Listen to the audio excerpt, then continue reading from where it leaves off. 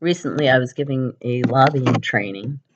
One of the questions asked was how many of you are registered to vote, and it turned out that 40%, a little over 40%, were not registered to vote. And these were college students. So in my mind, that feels like it must be reflective of the general population as well. And I was surprised that it was that high, but it also gave me hope. It gave me hope because we are in multiple crises, really pathological stuff going on. We're separating babies from their mothers, ripping them away from their mothers and putting them in cages with 100 other traumatized babies. This is cruelty and torture, just exponential torture with the consequence of lifelong trauma. Mm-hmm. And that's just one of all the dirty wars, all the poverty, all the devastation from climate change, from floods and tornadoes, wiping out farms that have been producing our food for generations, wildfires, just a lot of destruction. And meanwhile, I raised sons, and when they were in their teenage years, they were very disenfranchised. They felt very helpless against the machinery. And this is so different than the way I grew up. I'm a 60s kid. One of my first presidents that I was aware of, that I was a fan of, was JFK, John F. Kennedy, and he taught that the future belonged to the young. So an entire generation galvanized, baby boomers galvanized around, and what made for that galvanization? In my mind, it had a lot to do with the Vietnam War, because every night we were watching on the TV horrible things supposedly done in the name of peace and freeing people, burning babies in the name of freeing people. The lies became obvious. But more than that, every single one of us had somebody close to us who was lost. A cousin, a neighbor, a classmate, a best friend, or had come home without their legs, without their arms. Many traumatized for life, different than you'd ever known them. So it was a horror. It was untold suffering. And that suffering broke open the collective heart.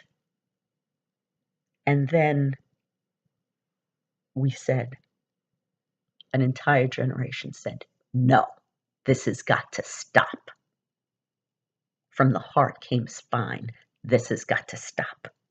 And what came out of that baby boomer generation? We got civil rights. We got workers' rights.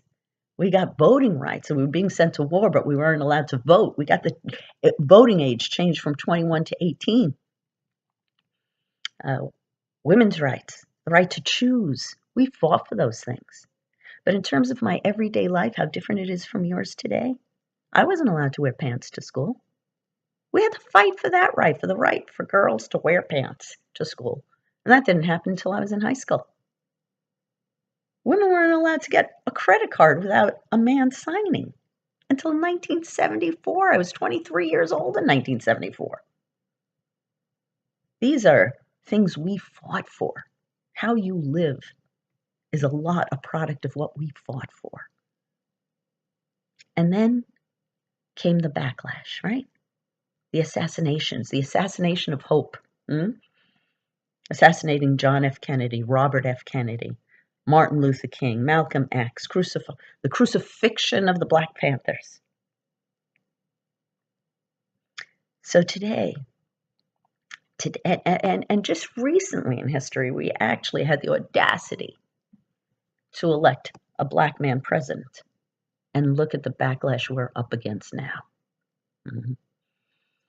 So, and there's that level of suffering now, right? There's that level of suffering. You see the babies in cages, right? You see the horrors of the war in Yemen. You see people's health care being taken from them. You see the farms being flooded in the Midwest. So there's that level of suffering now.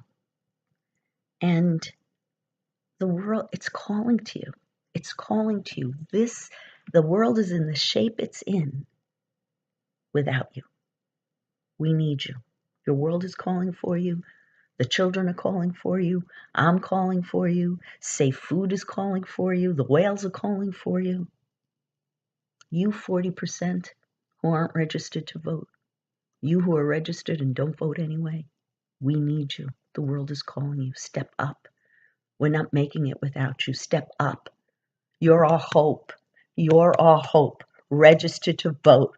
Get involved. Don't vote for a party. Vote for a human being who's speaking a language that speaks to your heart. Know the difference between the con man and those who serve. We need you. Step up. Vote.